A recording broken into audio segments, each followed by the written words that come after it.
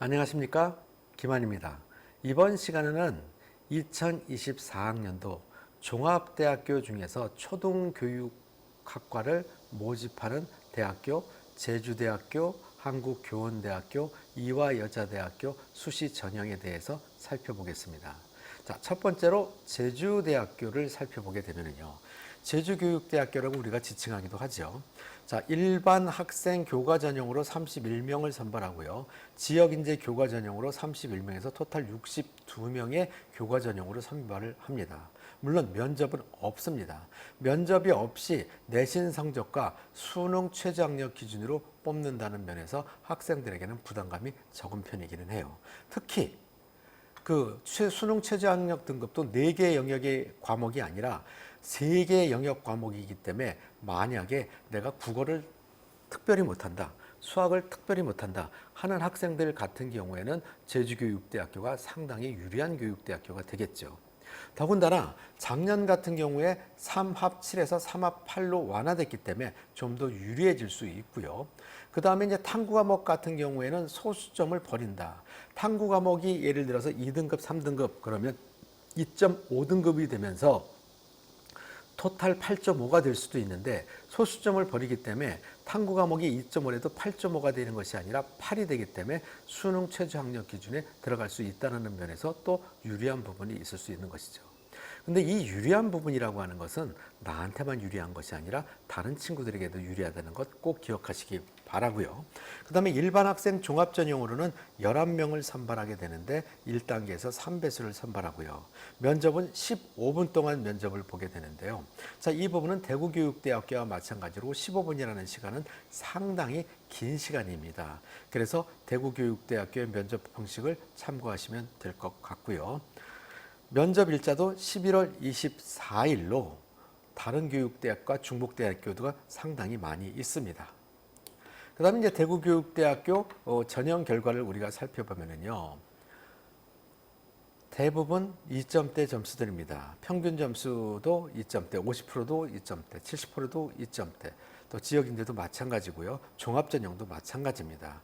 자, 이런 면을 놓고 봤을 때 대구교육대학교에 합격하는 학생들은 대부분 다 2점대 성적을 가지고 있는 학생들이다.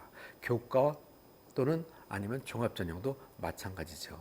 자, 이런 거를 고려해 봤을 때 대구교육대학교가 뽑는 인원이 종합전형 같은 경우에 적긴 하지만 자신이 제주교육대학교에 좀 더 적합하다고 판단하는 학생들은 지원하면 도움이 될 것 같고요. 물론 이 시간에 여러분들한테 제주교육대학교 성어류 평가 기준을 이야기는 하지 않지만 홈페이지나 입시 요강에 보면은 아주 자세하게 나와 있는데 그 자세하게 나와 있는 것이 아주 전체 항목입니다. 대구교육대학교하고 비슷하게 전체 항목이기 때문에 골고루 잘 갖추고 있을 때 합격 가능성이 높아진다라는 부분 여러분들 참고하시기 바라고요. 다음은 한국교원대학교입니다.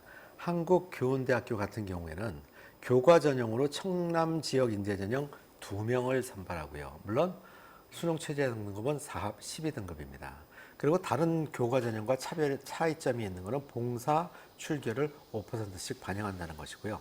나머지 전형들은 다 학생부 종합 전형으로 1단계에서 3배수를 선발하고요. 그 다음에 학생부 종합 우수자 전형인 63명을 선발하는 일반 전형이 보통 초등교육학과를 지원하는 학생들 입장에서는 상당히 선호하는 전형입니다. 자, 한국교원대학교에서는 두 가지를 중요하게 생각하는데 실력과 그 다음에는 인성입니다. 자, 이 두 가지를 잘 갖추고 있다면 한국교원대학교에 합격할 가능성이 매우 높아지고요. 한국교원대학교 같은 경우에는 초등교육학과뿐만이 아니라 사범학과들도 많이 있기 때문에 교육대학교를 준비하는 학생이 초등교육학과에 좀 교과와 비교과가 부족하다고 판단될 경우에는 사범대학교를 지원하는 경우들이 많이 있습니다. 그 이유는 무엇 때문이냐면요.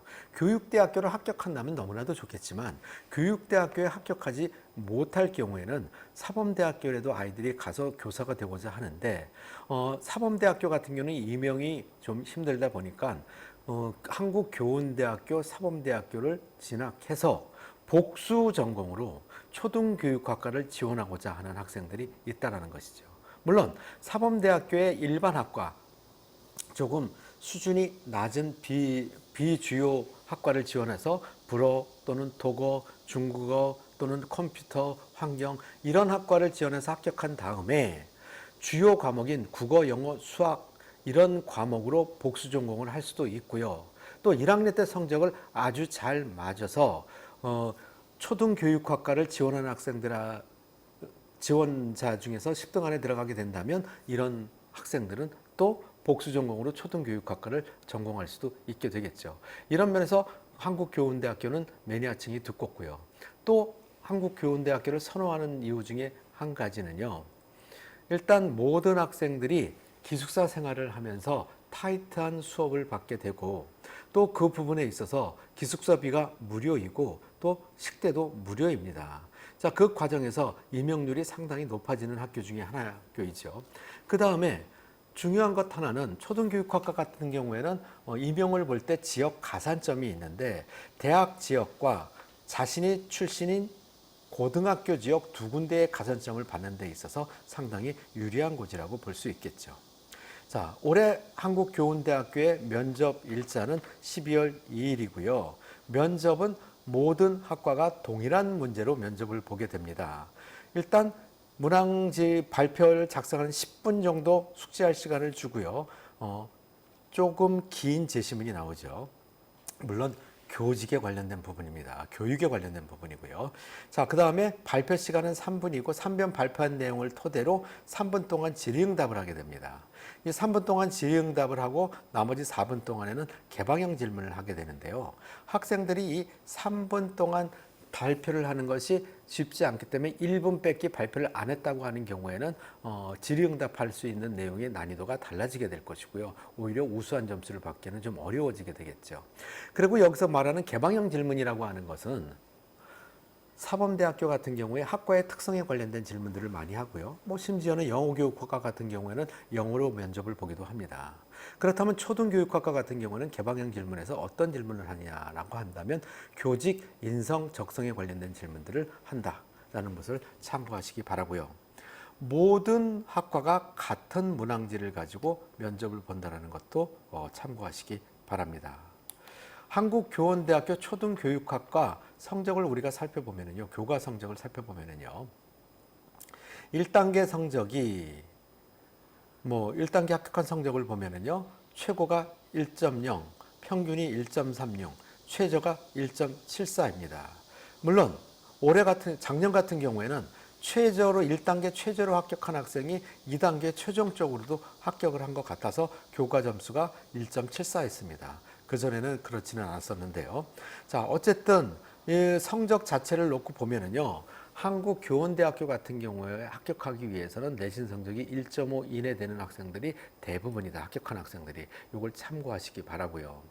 자, 면접의 변별력도 상당히 큰 편입니다. 여기 보면 면접이 만점이 20점이고 최저가 10점이다. 평균은 15점 정도다. 해서 거의 최고와 최저가 10점 정도가 차이가 나게 되는데 10점 밖에 차이가 안 나라고 생각할 수 있을지 모르지만 한국교원대학교 같은 경우에는 전체 100점 만점 중에 20점이기 때문에 면접이 실질적으로 1000점 만점을 기준으로 하는 학교라고 한다면 면접 점수가 200점이 표기되고 차이 나는 점수가 100점이기 때문에 상당히 큰 점수 차이다라는 것을 꼭 기억하시기 바랍니다. 그 다음에 이제 이화여자대학교 초등교육학과 같은 경우에는 뽑는 인원수가 많지 않죠. 고교 추천 전형, 교과 전형이 9명, 미래인재 종합 전형이 12명, 고린교회 전형이 2명에서 전체적으로다가 23명 정도를 선발하게 됩니다. 자, 우선 교과 전형으로는 학생부 교과 성적이 80점, 그 다음에 면접이 20점, 일괄 합산해서 선발하고 1단계가 없습니다. 면접을 보는데도 불구하고 1단계는 없습니다.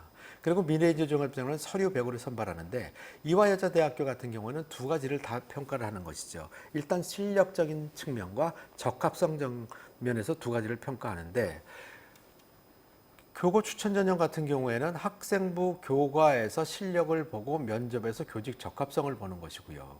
미래인재 종합 전형은 서류 전형에서 교직 적합성을 보고 그 다음에 수능 최저 학력 기준에서 실력을 본다는 것이죠. 4개 영역 중에서 3개 합, 3합, 6 해갖고 어느 정도 평균 2등급 이상은 된다는 것이죠. 높은 점수이고요. 뭐 이 정도의 수능 성적이라고 한다면은 정시에도 지방교육대학교에 합격할 수 있는 점수가 될 수 있겠죠. 물론 한 과목을 망쳤다고 한다면 뭐 불가능할 수도 있겠지만요. 자, 그 다음에 이화여자대학교는 면접 날짜가 인문계열이 10월 28일, 자연계열이 10월 29일로 이틀 동안 면접을 보지만 수능 전에 면접을 보는 부분이고요. 지원자 모든 학생이 면접을 본다는 것을 기억하시기 바랍니다. 그런 면에서 이화여자대학교 초등교육학과뿐만 아니라 사범대학교 같은 경우도 수능 최저학력 기준이 없기 때문에 학생들이 많이 선호합니다. 한국교원대학교 같은 경우에는 사범대학교의 수능 최저학력 기준이 14등급이라는 것이 있죠. 물론 초등교육학과는 없지만 타학과는 14등급입니다. 사합. 그런데 이화여자대학교 같은 경우는 교과 전형에서 수능 최저학력 기준이 없기 때문에 또 학생들이 선호하는 부분도 있습니다. 또 학생들 입장에서는 초등교육학과가 됐든 다른 교육학과가 됐든 면접을 미리 한번 경험해 볼 수 있는 차원에서 교육대학교 면접을 보러 가기 전에 이화여자대학교에서 면접을 한번 경험해 볼 수 있다는 면에서 많은 지원들을 합니다. 물론 6개의 카드 중에서 여유가 있을 경우가 되겠죠. 6개의 카드가 여유가 없는 학생들 같은 경우에는 뭐 면접을 한번 경험해 볼 기회를 잡는다는 것은 좀 무모한 것이라고 볼 수 있겠죠. 그 다음에 이화여자대학교 성적을 한번 보면은요. 고교 추천 전형 같은 경우에는 70% 컷이 1.2x고요. 미래인재 전형 같은 경우에는 1.5x입니다. 상당히 높은 성적이죠. 자, 물론 교과 전형을 제외한 종합 전형 같은 경우에는 성적만 갖고 뽑는 것은 아니니까 서류도 잘 작성이 되어 있어야 되겠죠. 지금까지 제가 초등교육학과가 있는 세가대학교에 대해서 설명드린 것을 잘 판단하셔서 자신에게 유리한 대학을 선택해서 지원하신다면 좋은 결과 있을 것이라고 생각합니다. 마지막으로 올해부터 서류평가 기준에서 수상 경력과 독서 시간, 그 다음에 외부 봉사활동, 자, 이런 것들은 평가가 되지 않는다는 거 꼭 기억하시기 바라고요.